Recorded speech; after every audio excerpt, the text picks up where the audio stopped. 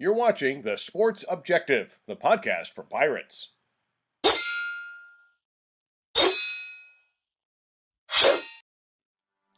You're listening to Absolute Empowerment with Coach Jeff Connors on The Sports Objective. Join Coach C, a USA Strength and Conditioning Hall of Famer, every Monday night as he and a variety of guests, including former players, former and current coaches, pastors, and others will discuss relevant issues in coaching today's athlete, with the goal of equipping the athlete and those coaching them with the physical, mental, and spiritual armor necessary to live their best life. Here's Coach Connors. Welcome to Absolute Empowerment. Today, our guest is going to be four-time AAC Baseball Coach of the Year, Cliff Godwin. Cliff, welcome to the show, and thanks for coming on. Coach Connors, thanks for having me. I appreciate it. I'm going to recognize my sponsor here, and then we're going to roll. We got Ed Watkins Marine, who has two locations to serve you, as they are located in Denver and Cornelius, North Carolina, in the greater Charlotte area of our state. He has fishing boats, pleasure boats, pontoon boats, center consoles, family-friendly bow riders, trailers, engines, and UTVs. He has all the brands you are seeking: Sea Pro, Suncatcher, pontoons, Tri-Toons, Stingray, Yamaha, Suzuki, Mercury, Vexus bass boats, Explorer skiffs, and more. Whether you're looking for a new boat or repower your existing boat, Ed Watkins can help you with your boating needs. Visit them online at edwatkinsmarine.com. We appreciate Big Ed's support of the show, and he was definitely the most enthusiastic and positive athlete that I've ever coached. Thanks a lot, Big Ed. All right, Coach, coming back to you. Not here to talk about baseball today, Coach. And basically, I will say this. Anytime I lost anything, it was suffering for me. But what I learned here recently, and what I've always pretty much known, is we bring glory to God in how we handle suffering.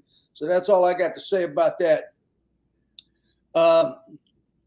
My motivation in reaching out to you, when I heard you, and I'm not even sure when this was, but I heard you talking about spiritual value in your life, your program, and I really got fired up.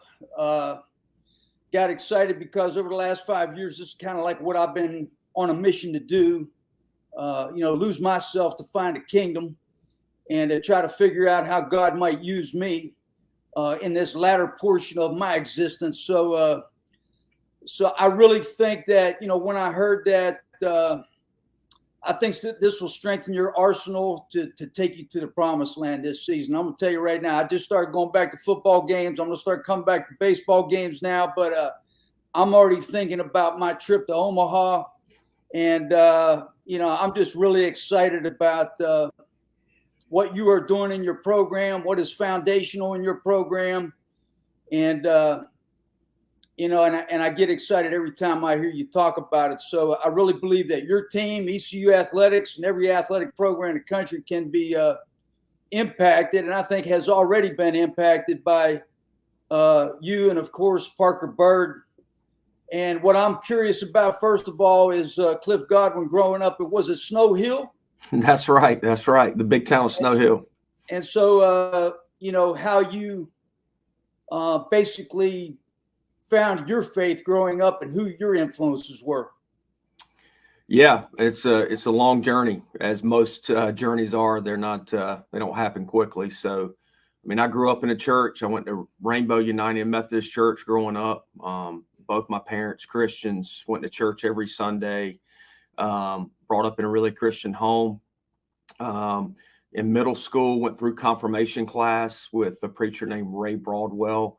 Man, I was like so in tune with him and just felt like, I was really striving towards, having a better relationship with Jesus Christ. And in the Methodist church, every 5 years, they have a different preacher come to your church. So, which back then I was like, a little bit upset because I love this guy. And this guy just, I got it when he preached, if that makes sense. And the next guy comes in and no offense to him, but I just didn't get it as much. And then I was in high school, and as we know, the world pushes you away from church at times when you're an adolescent. And I still went to church every Sunday, and when I was sitting in church, I was thinking about all right, I'm going to go eat lunch. My mom's going to cook. And then what time can I get to the gym and play hoops? That was like the thing I did every Sunday. And then you graduate from high school, you come to college, you do what college kids do normally. Come here and, I chased, I guess, success on the field. I chased the wrong things off the field. Something I'm not proud about, but I was a college kid. I went out a lot. I,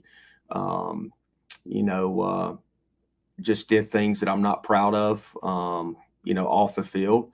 And then you get into coaching.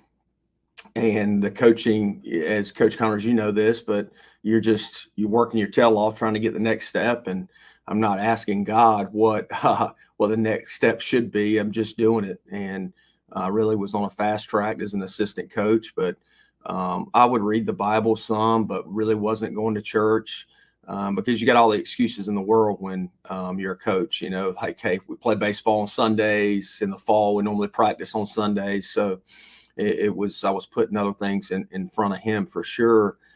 Then I get the head coaching job here and I'm status quo, fast track. I mean, we're inches away from playing in the College World Series in my second year. And a lot of people don't know this, but I'm thankful the ball didn't go up the middle at Texas Tech now. And it took me a couple years to realize that. But you talk about living a legacy somewhere. And if the ball had gone up the middle, I don't know if I'd have had enough maturity to not just run for the money for another job, another opportunity. And I would have never even coached my first recruiting class. And, the Spencer Brookhouses, Bryant Packards of the world, Jake Agnos, Trey Benton, really the first recruiting class we put together. If that ball had gone up the middle, I might not have ever coached them. And now to have been here going into my 10th season, I can reflect on that and go, man, I'm glad that ball didn't go up the middle. To fast forward to COVID, COVID shut down our season in 2020, and a guy named Mike Aman walked in my office about a week after the season was canceled. And I had met Mike, but I knew Mike was the first ever Petey the Pirate here at East Carolina. Oh, yeah. And but he comes in and he walks in my office and he didn't even know if we're going to be in here because, most of the university was shut down, but we would still come in our offices and we were, able to do that. And he comes in and says, hey, Cliff, you've been on my heart and been worried about you. The season's been canceled. I got this John Maxwell Leadership Bible for you here. And, I'd love to kind of be an accountability partner for you. And so then I had more time on my hands. So I really dove in with Mike and I would do devotionals. I'd write stuff out. I'd journal. And I would send it to Mike. And at that point in time in my life, I was still in a good headspace. But as a coach, it's just on to the next thing. So the season was canceled. It was, all right, we got to make sure our guys finish strong academically. And that was in March. And then my grandmother passed away on April 18th. And my mom said, hey, I'd like for you to speak at the funeral. And I was like, no way, no shot, not doing it. I'll be too emotional. I will just fumble on my words and I just don't want to do it. And so I talked to Mike about it. Mike helped me with some scripture. And I've told our team this, but it's one of the hardest moments of my life to that point of where you really don't want to do something, but that your grandmother would want you to speak, your mom would want you to speak. And we're pulling into the graveyard on her funeral. And my mom gave me an out and she says, hey, you don't have to speak if you don't want to. And I said, no, Mom, I'm ready. But Mike helped me a lot through that. And I think God puts people in your life at times. And at the moment they put them in your life, you might not understand how much they're going to help you down the road. And so he helped me through that. And then in the fall of 2020, I got COVID. Nico Agnos passes away. COVID always hits me pretty strong where it just kind of derails me physically and mentally for some time. And, Nico passes away and how tough that moment was, obviously for the Agnos family, but for me, because you're talking about a father that I coached both their sons. So I've known him for about 8 years and just how awesome of a person he was and getting through that. And then as soon as we go to the celebration of life as a team, get back, I get COVID. Like I said, derails me, flip around. you have the 21 season. We play well. And, losing a super regional, there's all kinds of job speculation with me. And, Mike told me, he says, "Hey, Cliff, never make a decision when you're retired." And I've told him now that I heard him, but I didn't listen to him, because I'm like, all right, I'm listening to this guy who's obviously a mentor of mine, but I don't want to take his advice right now. And if we'd have gone to Omaha, I feel pretty confidently that other school would have offered me the job, and I probably would have taken it. And I'm being extremely vulnerable right now, but I'm glad we didn't, because I wouldn't be here. And now I know I should be here at East Carolina. And you get to that fall, I get COVID again. I have knee replacement surgery. 5 weeks out, it's infected. In the hospital for 3 days. Bad spot mentally. And people like Mike, hey, man, kept me going. And my faith kept me going. But a lot of people don't know, going into last year, that I guess that was the fall of 22. Sorry, I jumped my timeline there. But going into last year, I had a PICC line in my arm until January 23rd. So I had promised our team the first time I would jog would be on opening day. And Kevin Youngs, who was doing physical therapy, was like, "Man, I don't know if you're going to be able to do that." And I probably shouldn't have done it, but I was able to jog out left field on opening day. And they wanted me to take antibiotics for 6 months after the PICC line got out.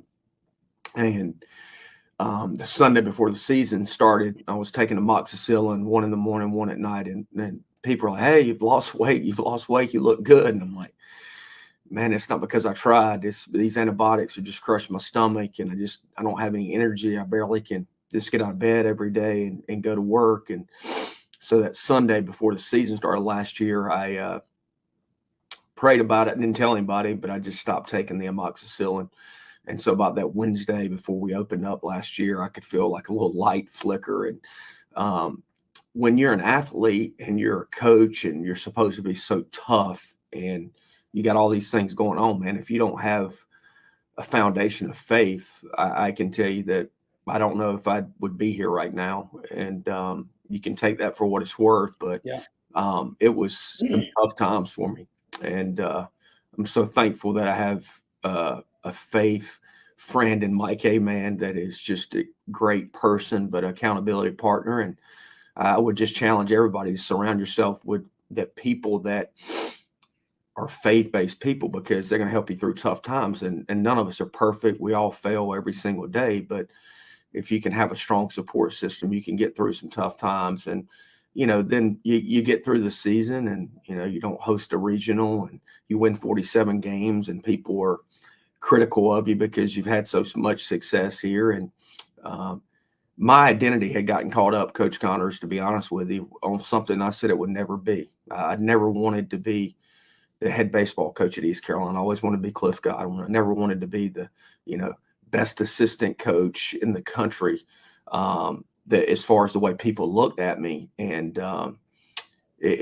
that's what happened to me. And it was God, with COVID and the knee replacement infection, like, hey, man, you can keep trying to do this on your own, or it ain't going to work. You can't do this on your own. And you have thought that you've done it on your own to this point, but I'm going to bring you to your knees so that you can actually see that there's somebody in Jesus Christ that you need to put at the front of your life. If not, you're probably going to be out of coaching pretty quickly. So that's it in a nutshell. I don't know if that's what you wanted to hear or not, but that's kind of my journey up until this point.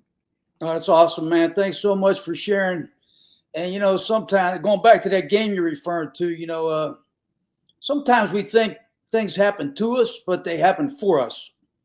And that's what I've found in my life. And anytime you need any more support, brother, I'm right here. This old guy right here. Anytime you need me, man. So I'm just old guy here trying to make it to heaven, man. But what I want to mention, SportsWorks. Okay, so I want to get into that a little bit.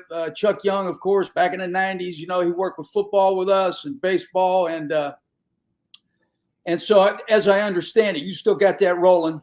Yep, we do. We do. So Chuck left. You want to mention a little bit yeah, about that? absolutely. Yep. So I'm glad you brought that up because it's a huge piece to our program, and it's been that way since the fall of '98. So I was in school here, and Chuck starts Sport Works. Obviously, like you said, worked with football. I think he worked with track, worked with baseball. But every Monday night, we would go over to the baseball team. Would go over to Chuck's house, and just going back to, you're caught up in the wrong things. I mean, I would go over there. We would do a devotion. We'd have a meal, and you do it on one night a week, and then you really didn't think about God the rest of the week. You were, going to practice, lifting weights, going out, chasing girls, doing things that you shouldn't do, and all those good things. But I messed with Chuck because until Chuck had been hired, Coach LeClair's first year, we were, I think, 30-29 or something. So one game above 500. And then Chuck gets hired in the fall of '98, and then '99 was the first number 1 seed ECU baseball had ever had. We couldn't host a regional here on campus because it was Harrington Field and metal bleachers, as you remember, Coach Connors. But then in 2000, we were number 1 seed again in a regional. And then 2001, we finally hosted in Wilson, which was my senior year, and hosted the super regional in Kinston. But Chuck was with us up until, and I think it was the summer of 2020, and he felt like God had put on his heart that he needed to go in a different direction. So he became a pastor out in Sublette, Kansas, out in the middle of nowhere. And I just talked to Chuck, and I said, hey, man, I don't want Sport Works to go away from baseball. So can we still use the name? And when I say we take it in-house, we want to keep it going. We're going to have to go find some people in the community. And Mike Aman was a huge support of that. And some of the old board members, founders that didn't want it to go. And we have 2 team chaplains now, Webb Tyndall and Jamin Shelby. They come in every Monday night with our guys that want to be a part of it, and do a devotion here in our team meeting room, and we feed them. And then on Sundays, when we play at home, we have an opportunity for the guys before team meal where Jamin and Webb will come in and do a devotion with our guys on Sunday morning. So that's something that happens throughout the year. And it's a huge piece. And then Carter Cunningham has taken it amongst himself he's actually created or got going an FCA with athletes here on campus. And he started that 2 years ago. And then to go on top of that, he came to me in the fall and he's like, Coach, can we have a team Bible study? I said, Carter, you guys can do whatever you want. Yeah, absolutely. So he has a team Bible study along with Charlie Hodges, kind of helps them out with the FCA and the Bible study. So they do that once a week just with our team, the guys that want to do it. It's not required. As I tell people, we don't push faith on them. I just tell people about my faith. And if that's something that they want to learn about or to be a part of, then they can. Sport Works set up where some of our guys could get baptized on the Saturday we had our banquet because a lot of families were in town. It wasn't Coach Godwin going, hey, man, you guys need to get baptized. I actually got baptized, and none of our players except Carter Cunningham knew that I was going to do it. I'd actually talked to Blake Hardigree, our director of baseball operations, who's a huge asset for Sport Works. He's kind of the go-between, organizing with them and with our schedule to make that work. And we're going to Open Door Church. And I said, Blake, I want to get baptized, but I just don't want to make it a spectacle, at a church with a lot of people. And hey, Coach Godwin's doing it. I wanted it to be about, my personal relationship with Jesus Christ. And so I just tapped him on the leg one day in church, and I said, hey, I think I'll just get baptized on the field with our guys that are doing it. But I don't want our guys to feel like, hey, they have to do it because I'm doing it. So I don't want anybody to know. So Carter Cunningham was the only player that knew, but it was so awesome. I mean, you saw families and there that, the kids are giving their life to Jesus Christ. And I had been baptized, like I said earlier, but I just really wanted to renew my faith and make it public that, that's the number one thing in my life. Yeah, I love that, man. It's a wake-up call to Greenville. It's a wake-up call to the world. So thank you so much for that. And I definitely wanted to recognize that. When Chuck was, of course, I went to Chuck's house a few times and listened to him speak many times to the teams. But, Chuck was more about the fruits of the Spirit: love, joy, peace, patience, kindness, goodness, faithfulness, gentleness, and self-control. But I've kind of added something to that a little bit, I think, on my little mission here. I'm not really selling kumbaya. I'm kind of selling the toughness and grit of Jesus Christ. And I want athletes to know about that. I want them to know about the love and compassion, but I want them to know how tough Jesus Christ was. And that's why I've started a tradition here on Easter where I get on my feet and I stand up and I don't move. And I watch the passion of the Christ from the beginning to the end. And I'm kind of starting something now where I might call it stand for something. I don't know. But by the time I get to the end of that, through a lot of tears, I come to the realization of that's the toughest human being that ever walked the earth. And if he could sustain that type of suffering for me, I can do anything, I can do anything. So that's something that's been important to me. And I started a website called armoredlife.org, but I like to talk about putting on the armor of God every day, because I don't care what you say. I don't care what anybody says. It's a spiritual battle every time you wake up out of bed. And you're going to be hit with temptation. You're going to be hit with a lot of things. And, collegiate athletes, just like you said, we're talking about alcohol. We're talking about the club. We're talking about marijuana. We're talking about women. We're talking about temptations every day of the week. And you got to learn to make good decisions. But where the armor of God is concerned, that offensive weapon is the sword, and the sword is the word. So you got to get in that word every day. And there's nothing soft about this. So that's been my approach in relationship to the people that I'm going to talk to, and what we want to say about this with regard to the influence that we have on athletes. And I want to go back to the 1990s just briefly here. I came in 91. We had that 5,000 square foot weight room for 450 athletes.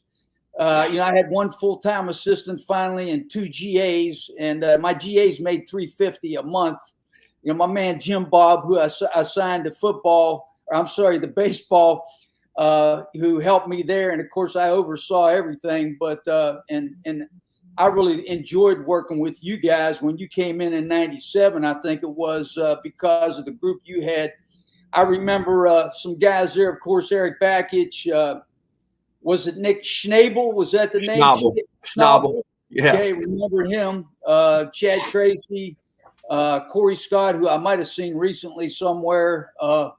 Those guys. But the thing with Bakich is that doesn't surprise me what he's accomplished, because he lived in a weight room. But some of that was he was chasing the softball catcher around, I think. But I love that kid. He was in there every day, a lot. And of course, I saw you a lot too. You haven't changed much over the years. You look 30 then, now you still look 30 now. So, I like that. Well, I appreciate it. Well, we had some good guys that love to work out, and look, we appreciate you assigning Jim Bob Faircloth to us, because I can tell you, anytime we get together, we have Jim Bob Faircloth stories. And I know this is a faith-based show, but I just want to tell one story about Jim Bob Faircloth, because I've never seen another strength coach do it. But we always ran 110s on Friday afternoon. And for some reason, on the practice soccer field that was also used for tailgating. So, there were chicken bones and stuff out there, but we still ran 110. Oh, yeah. But he showed up a couple minutes late for some reason. He never said why he was late. He just walked up and he said, "Hey, CG, take this whistle. I got 50 up downs for being late." And he had those jean shorts on that that he had, like a sleeveless tank. But when Jimbo, when he wore a sleeve, I mean, that thing was cut down to his waist. Where you basically, he didn't have a shirt on because he was jacked. And he's out there in the gravelness of that practice soccer field doing up down. And I'm hitting that whistle, and, I'm getting a lot of enjoyment out of it because, hey, he pushed us real hard, and which we appreciate. I mean, one of the reasons we were so good is because how tough we were. And, man, he got done with those 50 up downs. Coach Connors, he's bleeding on his elbows, his knees, and he's like, all right, boys, let's go. We got 110s. And, man, I thought that was the coolest thing ever, that your strength coach shows up a couple minutes late. It's like, hey, man, I got 50 up downs for being late. Yes, sir. One time going back to Bucknell, I did 100 up downs with the wrestling team. That was the worst decision I ever made in my life. So, but I made it through, but I don't know how. But they're still laughing about that one. But yeah, I want to talk a little bit about training, just real quick. Now we have the world of specialization, individualization. When I had those 450 athletes back in the day, the thing about it was, I don't know how many, I think we beat 26 now Power 5 teams. With football, we won 26 of those games that we played out of about whatever it was, 40 some. And, I was really proud of the baseball team and what they accomplished through that era as well. And I thought we got a lot done with what we had to work with, of course. It's a little bit different now, where you got strength coaches assigned to each team, and you've got. I'm really glad to see that you've got a facility now, and that makes a big difference. But I kind of looking at things with baseball. I think the rotational work, the prehab to the shoulder and upper back, making sure we don't have indiscriminate hypertrophy now when you're training guys, making sure they're not getting too big in the muscle groups where you don't want them big, so they end up losing mobility. You want to maintain mobility. And then we got the VBT that I've used, even when I was at Carolina back, using velocity-based training, where you're measuring bar speed or measuring wattage produced, that type of thing. You got reflexive performance reset now that people are into. You got GPS. A lot of technology, sleep monitoring. So, of course, it's come a long way. And, you might want to mention that. But at the same time, my only concern there has been, are we still strong? So you don't want to, leave that out. And you want to be strong in your primary muscle groups. But I'm familiar with your guy. I think he was an intern with us when I was there. And I hear that he's doing a great job for you. Yeah, Coach Wilson, Dennis Wilson's doing a great job for us.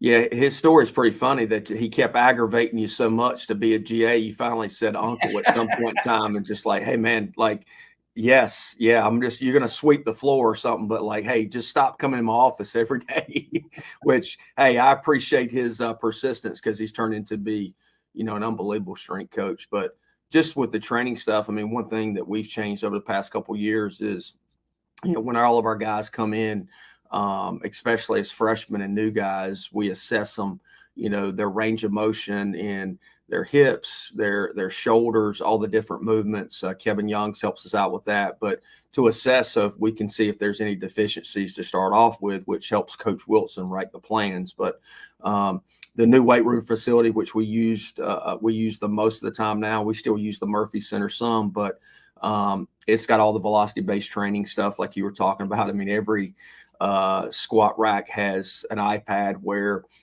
Coach Wilson puts in, the percentages that they need to move at this, right, bar speed. So that is obviously very useful, because you're measuring what they're doing. It becomes a competition at times, but they're still staying strong. And then we, of course, do a lot of mobility stuff, especially with pitchers, but also position players.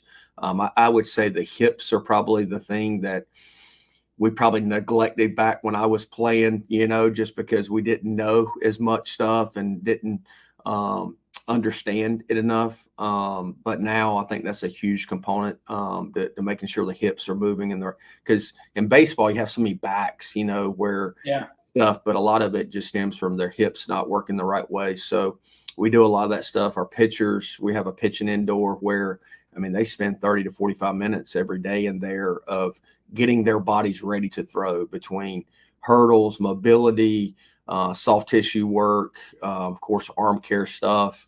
But to go back to your point about staying strong, I think there's also a piece. We still run 300s in the fall, because there's a part of mental toughness that still has to happen. Look, we can, physically have a perfect body and explosive and all that stuff, but a 300 makes you make a decision at some point. You got to make a decision. Hey, I'm going to push through this. If not, then you quit. Well, we don't want guys to quit on the field. We don't want them to quit in life. I mean, that was the thing I thought Coach LeClaire did the best job of, was taking a group of guys that at that time were not the most talented. And we really believed we were the hardest working team in the country. So when we stepped foot on that field, we felt like we were better than the other team just because what we had been through. Now, we can't do the things Coach LeClaire did to us now because we'd be fired. I mean, the first obstacle course we had at East Carolina in the fall of '98 had real barbed wire in it. People are like, I'm like, yeah, that practice soccer field where, hey, there was some mud holes. They dug it out. There was real barbed wire. So when you came through there, if you went up too high, you just got cut. So that was the way it was. So obviously we'd be thrown in jail today if we did something like that. But I think it's a balance between obviously the science of lifting, but you still got to mix in some mental toughness because, as you know, baseball's hard, football's hard, basketball's hard, every sport's hard, but life's hard too. So when you push yourself to a limit that you maybe didn't think you could go to, man, when you get done with that, you're exhausted, you're tired, but you go, man, that's a hell of an accomplishment of whatever that feat might be. So we still believe in that. Oh, yeah. When I brought out the barbed wire at Carolina, the trainers wanted to fire me, but they had to wait a few more years for me to leave. So, but they didn't like that barbed wire. Of course, the 300s were always my baby. So, all the football players talk about that a lot when I get them back on. But I wanted to mention the coaches that I worked with in the 90s. Gary Overton, of course, Steve Logan, it had Bill Carson with the track team. Joe Dooley was there. Of course, Coach LeClaire came in and Rosie Thompson. I don't know if most of those people were in the Hall of Fame. So, we didn't have the greatest facility in the world. And I had to teach 3 phys ed classes every morning as well, as part of my salary, that 35 grand I was getting back then. But man, what a list of coaches we had during that time period that you were a player there.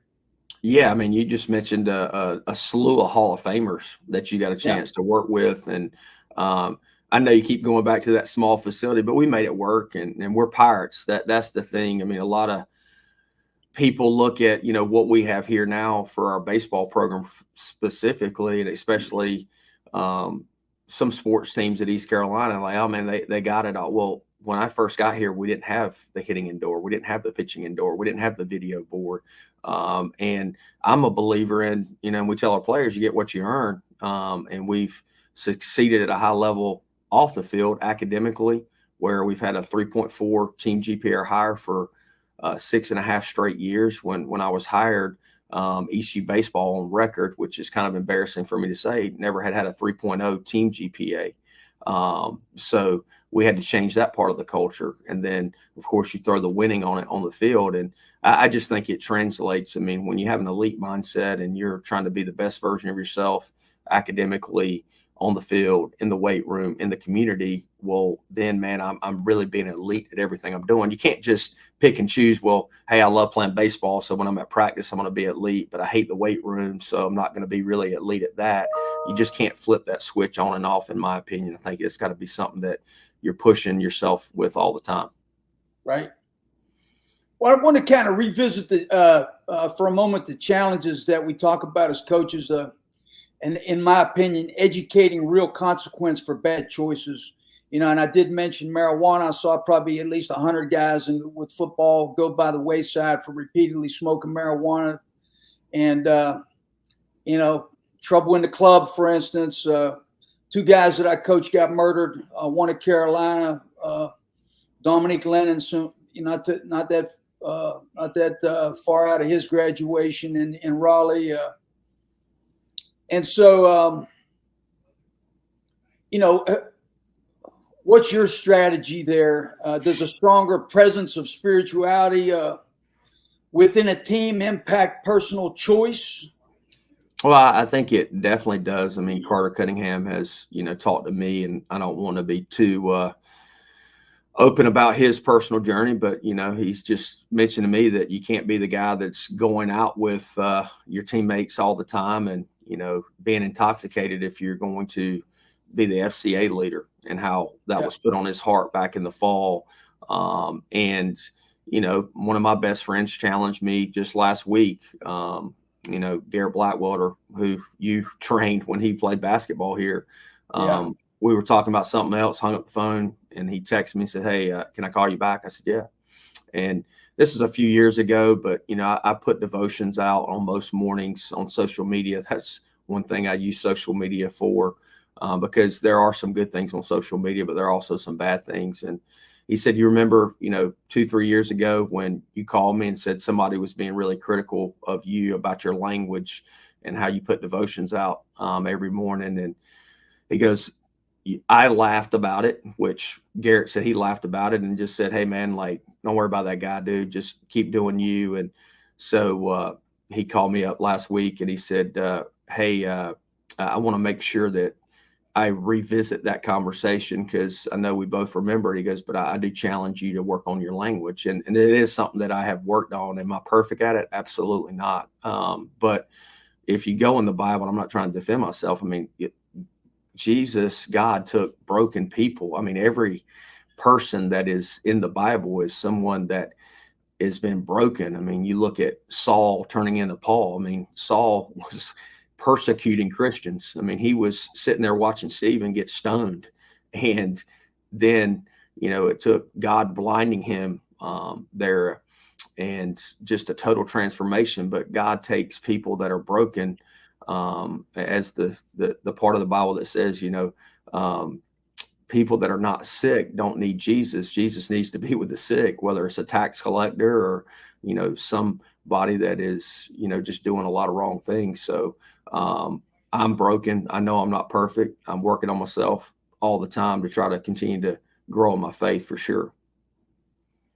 Yeah, and I really think that it helps with resiliency with the team as well. You know, we face a lot of challenges, and of course, in baseball, you play a whole lot of games during the course of a season, and there's a lot of ups and downs, and you got to have resiliency, no question about that. I think that spiritual strength helps with that as well, and I'll just throw that in there. But Coach, I'm going to go to Matthew 7, basically talking about the wise man who built his house on rock and not sand.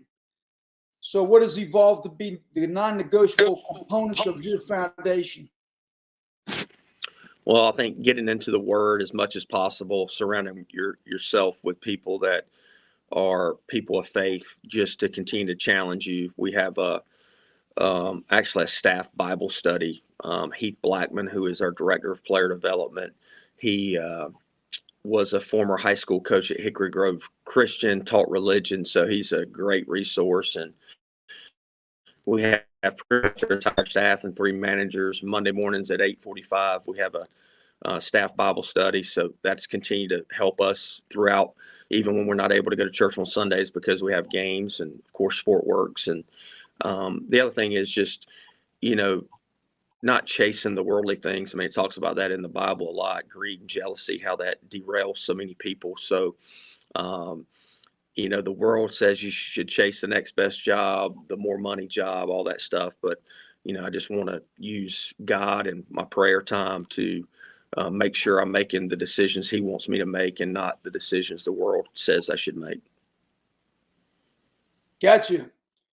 What are some of the new concerns with the addition of the portal and NIL with how you, I guess you could say, set your foundation with your players?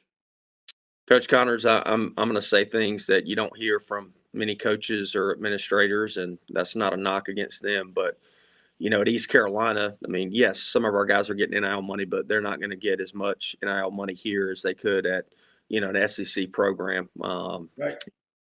Some of those teams are, you know, giving $150,000 north to $200,000 to some of those, you know, frontline guys. But, you know, a guy like Trey Savage, he was on Team USA this past summer.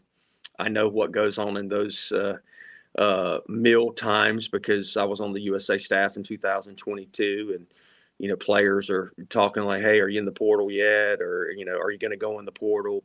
Which makes me cringe because, you know, you want to leave a legacy somewhere. And I go back to when I said that ground ball didn't go up the middle at Texas Tech. And yeah, I would have fell on the same kind of things that they're falling on probably without being educated and really diving into the relationship piece. But we really work hard at the relationship piece of, Yeah. hey, I want to help you not only become a great baseball player, but become a better man. And if your relationships are really, really good, not that you're going to keep everybody, but Trey Savage could have went into the portal and got a couple $100,000. I'm pretty confident, and he never once thought about it.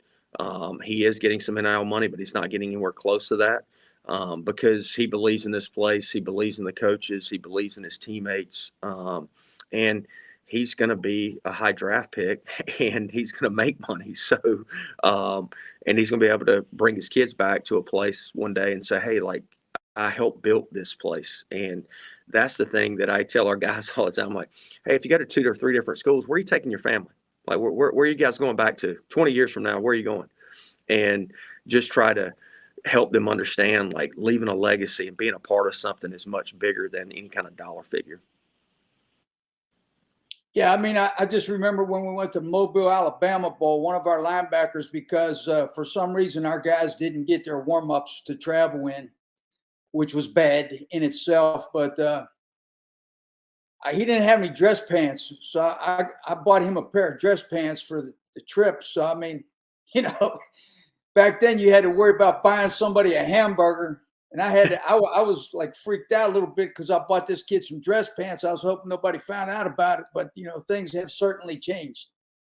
They certainly have, for sure. I mean, the things that we worried about back then is, you know, it is pay for play. I mean, I know it wasn't designed for that, but it's pay for play. It's, you know, a lot of shady stuff goes on behind the scenes, which, you know, travel coaches or an agent or a booster reach out to kids that are not even in the portal. So, and not all of them, but there are definitely people out there that do that and try to entice kids, which when you're 18 to 22 years old, that's tough to navigate. I don't envy the world that our youth is in right now. I tell our guys, I'm glad I grew up in the era that I did.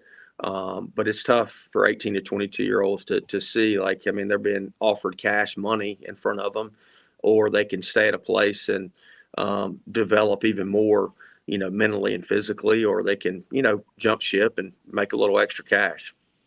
Yeah. Well, Coach, just a few more things and I'll let you go. But I wanted to mention some scripture here, and I'll just mention my pastor, Pastor Gene Williams at Parker's Chapel. Wow, what an influence he's been on my life. I just love the guy. And, you know, in one of his classes not too long ago, we were talking about, you know, as coaches, we're always looking to inspire people. But with regard to inspiration, inspiration is God speaking into someone's life through someone. And that's what we try to do, of course.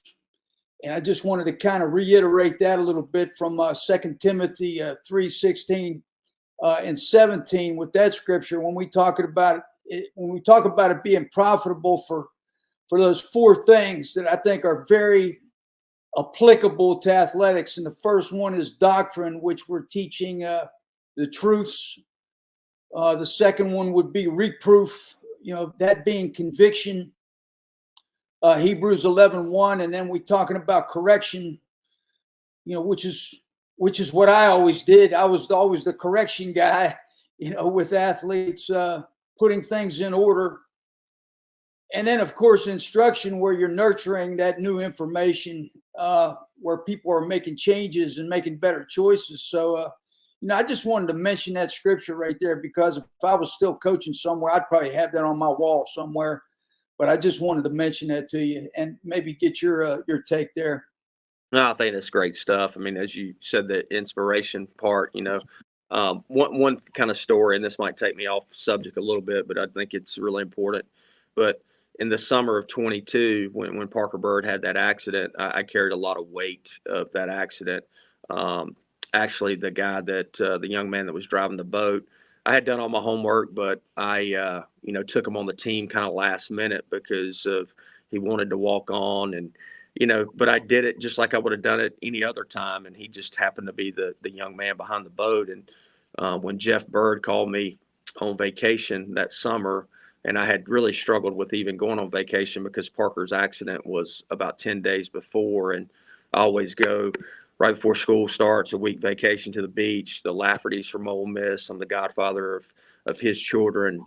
They always meet me here in North Carolina, and we go down there. And I really struggled with even going down there. But actually, the day that Parker found out that he was going to have his leg amputated, Jeff called me, his dad, and I'd been in constant communication with him. And he told me that, and I just broke down, and I just told everybody I had to, get on my paddleboard and just go to a little quiet spot. And I just cried. And the devil will make you feel like you made bad decisions at times. And I struggled with that. And that was another piece when I was going through a lot of tough times that was going on. But then you fast forward to what happened last Friday night, and Parker, being able to get an at bat in a collegiate baseball game, and, Right.